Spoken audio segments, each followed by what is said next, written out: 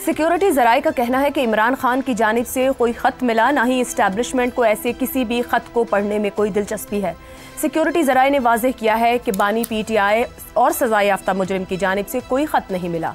Security ज़राए ये भी कहते हैं कि तहरीक इंसाफ ने ख़त लिखने के नाम पर एक और नाकाम ड्रामा करने की कोशिश की।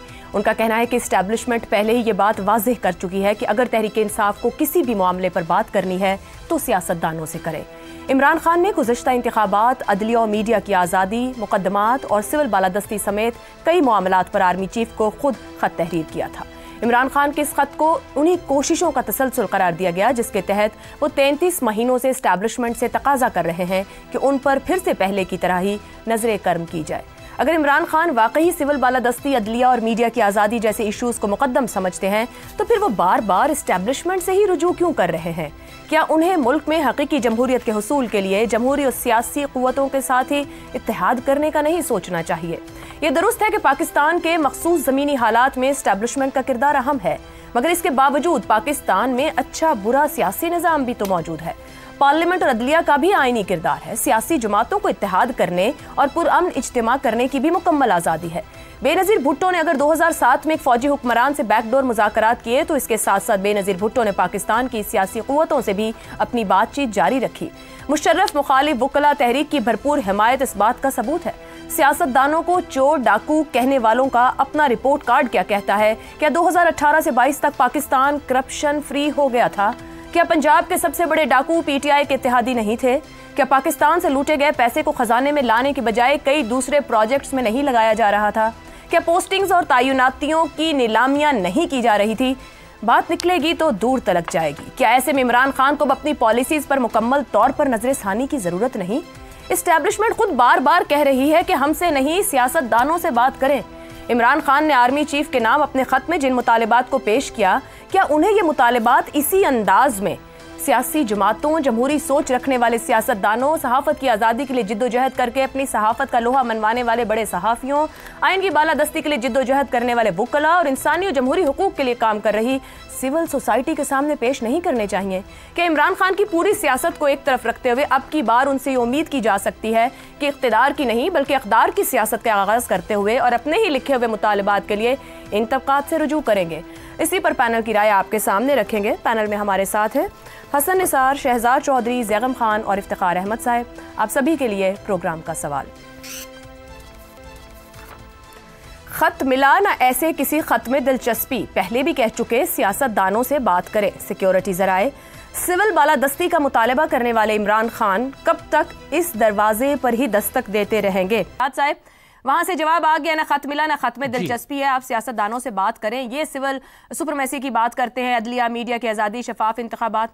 क्या इमरान खान अपने मुतालिबात, यही मुतालिबात जो वो कह रहे हैं, ये लेकर अपने पॉलिटिकल ओपोनेंट्स जिनको वो चोर डाकू कहते हैं COD 2 के लिए तैयार हो पाएंगे? क्या समझ पाएंगे पार्लियामान की अहमियत, सियासतदान की अहमियत, या वो एक ही दरवाजा नॉकिंग पे रहेगा? अच्छा आयशा, भला इसका अपना ज़ैगम साहब का अल्लाह भला करे। ये माशाल्लाह इन्होंने जितना मुझे टाइम दिया उसके अंदर मैं ये ढूंढ रहा था कुछ चंद शेर खत के बारे में जो आज जिसका जिक्र आपने किया, तो मेरा वो शुरू के 2-4 शेर सुन लीजिए। लंबी नज़म है लेकिन मैं सिर्फ 2-4 पढ़ूंगा। कहता है, मुझे खत मिला है गनीम का, बड़ी उजलतों में लिखा हुआ, कहीं रंजिशों की कहानियां, कहीं धमकियों का है सिलसिला। मुझे कह दिया है अमीर ने, करो हुस्न यार का तज़किरा, तुम्हें क्या पड़ी है कि रात दिन कहो हाकिमों को बुरा भला। तुम्हें फिक्र उम्र अजीज है, तुम्हें फिक्र उम्र अजीज है, तो ना हाकिमों को खफा करो, जो अमीर शहर कहे तुम्हें वही शायरी में कहा करो।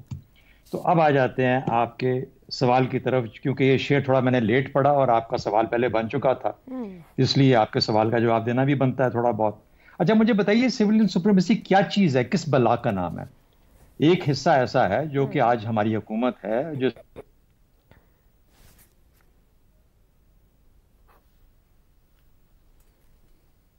दूसरा धड़ा है वो कहता है कि नहीं सिविलियन सुप्रीमेसी नहीं है और उसके लिए खत लिखता जा रहा है। तो आधा धड़ा कहता है, आधा धड़ा कहता है नहीं है।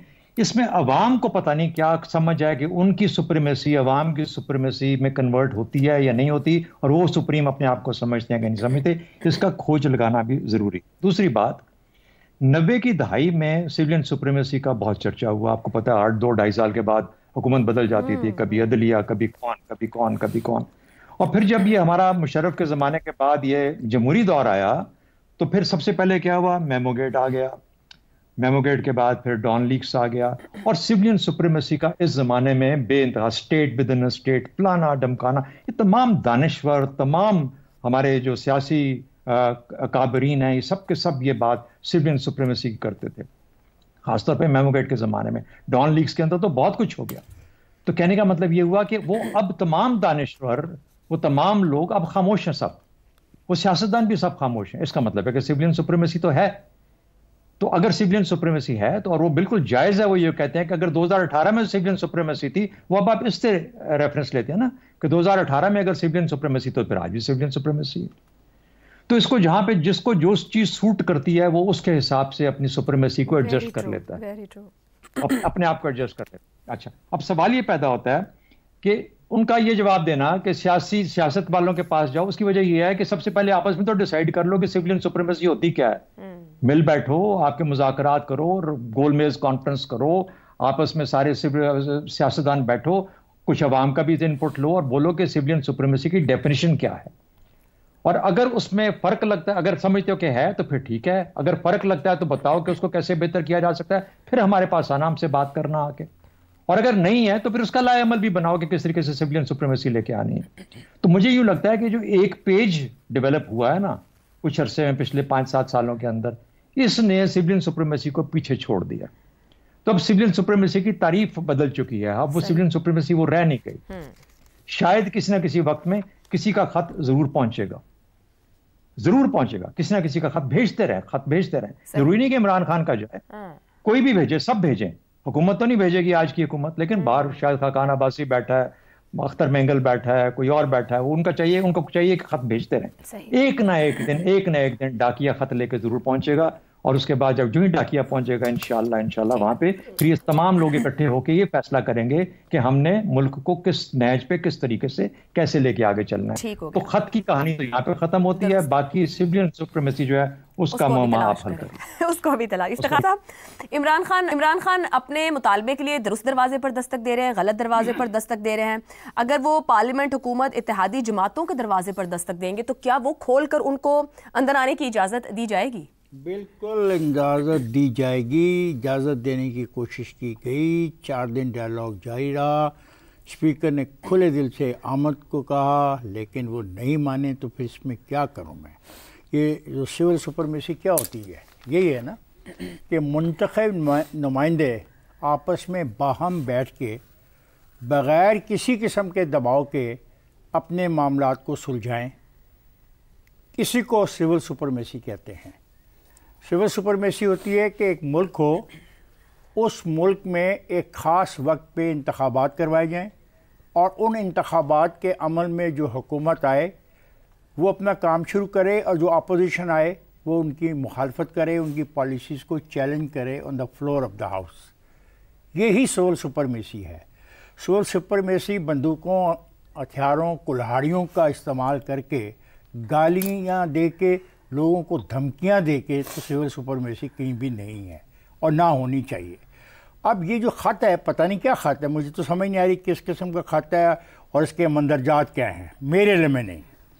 البتہ ایسا لگتا ہے کہ کوئی کتاب کسی نے لکھ کے ان کو دے دی ہے جو جیل میں ان کے پاس پہنچ گئی ہے, اور اس کتاب پر انہوں نے بھجوا دی. سے اپنے اس کے اوپر ڈال دیا. تو اگر دیکھیں نا سول سپریمیسی پھر کیا ہے, یعنی یہ سول سپریمیسی ہی ہے کہ ایک آدمی کو ایک جیل میں ہر قسم کی رعایتیں دی جا رہی ہیں. کون دے رہا ہے؟ سول سپریمیسی یہی ہے نا کہ وہ ایک جیل میں بیٹھ کے خطوط بھی لکھ رہا ہے, خط بھی لکھ رہا ہے, ٹویٹ بھی کر رہا ہے, کتابیں بھی لکھ رہا ہے, سب کچھ کر رہا ہے, اور اس کے ساتھی بعد نعرے بھی مار رہے ہیں, انقلاب کی بات بھی کر رہے ہیں, الٹا دینے کی بات بھی کر رہے ہیں, اسلحے کے ساتھ جنگ کرنے کی بات کر رہے ہیں. تو کون برداشت کر رہا ہے؟ The other part of the جو سائڈ ہے وہ برداشت کر رہی ہے. وہ ویسے ریئیکٹ نہیں کر رہی کہ وہ ہتھیار کا جواب ہتھیار میں دینے کو تیار ہو اور گولے کا جواب گولے کو دینے میں تیار ہو. سول سپریمیسی یک طرفہ نہیں ہو سکتی, اور نہ دنیا میں کہیں ہے. یہ اپوزیشن اور حکومت کے درمیان ایک تحریری اور غیر تحریری معاہدہ ہے. افتخار صاحب اپنے اپنے وقت پہ ایک کو محسوس، جیسے 18 سے 22 میں ان کو محسوس ہوتا ہے، یہی بات میں کہہ رہا ہوں، پر رستہ ان کو ایک ہی نظر آتا ہے. دیکھو میں ایک بات کہنے کی کوشش کروں نا، سول سپرمیسی دونوں طرف سے کام اکٹھا کرنے کا نام ہے. وہ بھی ووٹ لے کے آتے ہیں جو اپوزیشن میں بیٹھے ہیں، جو حکومت میں بیٹھے ہیں وہ بھی ووٹ لے کے آتے ہیں. اب یہ جھگڑا کرنا وہ 45 46 سے 47، وہ 45 46 سے 47 سے بہت بات آگے جا چکی ہے. اب حقیقت یہ ہے کہ بیٹھ جاؤ اور بیٹھ کے پارلیمنٹ کے فلور کو استعمال کرو. یہ جو خط لکھا ہے میں نہیں جانتا، اس کی ABC بھی نہیں جانتا. ہاں میں اندازہ کر سکتا ہوں کہ جو تقاریر انہوں نے کی جب وہ ووٹ آؤٹ ہوئے، گرفتاری تک کی تمام تقاریر، تمام وہ ایشوز، اور اس کے بعد گرفتاری کے بعد سے لے کے آج تک کا جتنا عرصہ ہے، جو وہ کہتے رہے ہیں، جو کہتے ہیں روزانہ کی بنیاد پر، اس کو اگر وہ خط کی شکل سمجھتے ہیں تو ٹھیک ہے، سمجھتے ہوں گے. کم از کم میں نہیں سمجھتا. میرا تو بڑا یقین کامل ہے کہ رستہ نکلے گا اسی طریقے سے کہ آپس میں جب بیٹھیں گے، رستہ پارلیمان سے نکلے گا یا زبردست ہے، وہاں سے یہ وقت طے کرے گا. ہم ایک بریک لیتے ہیں.